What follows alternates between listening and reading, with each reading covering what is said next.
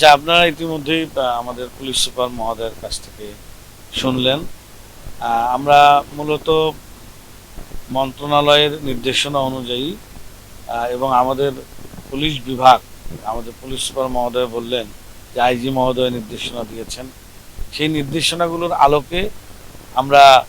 জেলায় বিশেষ আইন শৃঙ্খলা সভা করেছি, আমরা কোর কমিটির সভা করেছি এবং পুলিশ সুপার মহোদয় বলেছেন এবং আপনারাও দেখতে পাচ্ছেন যে আমাদের এই সিরাজগঞ্জ জেলায়, যেহেতু এটা উত্তরবঙ্গের প্রবেশদ্বার, 16টি জেলার মানুষ বিভিন্ন জায়গা থেকে ঈদ উল ফিতরের আনন্দ উপভোগ করার জন্য আসছেন, তো তারা যাতে নিরাপদে এবং কোনো যানজট মুক্ত যাতে তারা তাদের বাড়িতে ফিরে যেতে পারেন নিরাপদে, সেজন্য কিন্তু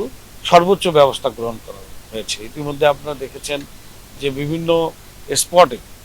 আপনার 1 কিলো, 1.5 কিলো, 2 কিলো দূরত্বে আমাদের স্কোয়াডের ব্যবস্থা করেছেন পুলিশ সুপার মহোদয় এবং পুলিশ বিভাগ, হাইওয়ে পুলিশ সবাই এখানে যাতে যানজট না হয় এবং যাতে নিরাপত্তা জনিত কোনো সমস্যা বা ত্রুটি দেখা না দেয় সেটি নিশ্চিত করার জন্য 24 ঘন্টা ডিউটি পালন করছে। পাশাপাশি এখানে মোবাইল নেটওয়ার্কিংয়ের মাধ্যমে যদি কোনো গাড়ির প্রবলেম হয়, কোনো ফুয়েলের প্রবলেম হয়, মোটরসাইকেলে যদি কোনো প্রবলেম হয়, সেই সেবাগুলোও তারা দিচ্ছেন। পাশাপাশি অ্যাম্বুলেন্স সার্ভিস এখানে আছে, যে তাৎক্ষণিক যদি কোনো ধরনের দুর্ঘটনা ঘটে তাহলে পুলিশ বিভাগের যে অ্যাম্বুলেন্স আছে সেই অ্যাম্বুলেন্সের মাধ্যমে আমাদের এই যে দ্রুততম সময়ে যে নিকটতম হসপিটাল রয়েছে সেখানে যাতে তাদেরকে নিয়ে গিয়ে চিকিৎসা সেবা দেয়া যায়। পাশাপাশি আপনারা শুনলেন যে ড্রোনের মাধ্যমেও কিন্তু এটা পর্যবেক্ষণ করা হচ্ছে যে কোথাও কৃত্রিমভাবে বা কোনো কারণে যানজট সৃষ্টি হতে পারে বা হচ্ছে কিনা সেটি যাতে তাৎক্ষণিক সমাধান করা যায়, সেটা করার জন্য কিন্তু সে ব্যবস্থা নেওয়া হয়েছে। তা আমি মনে করি যে আমাদের পুলিশ সুপার মহোদয়ের নেতৃত্বে সার্বিক ব্যবস্থা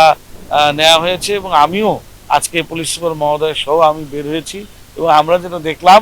যে অন্যান্য যে কোনো বারের তুলনায় এবারের যে যানবাহন চলাচল সেটি নির্বিঘ্নে চলছে এবং মানুষ নিরাপদে তাদের যাত্রা করতে পারছে এবং এখন পর্যন্ত আমাদের এই এলাকায় কোনো দুর্ঘটনা ঘটে না এবং আমরা আশা করব যাতে এই ধরনের ঘটনা না ঘটে, সবাই যাতে সুন্দরভাবে ঈদ উল ফিতরের আনন্দ উপভোগ করতে।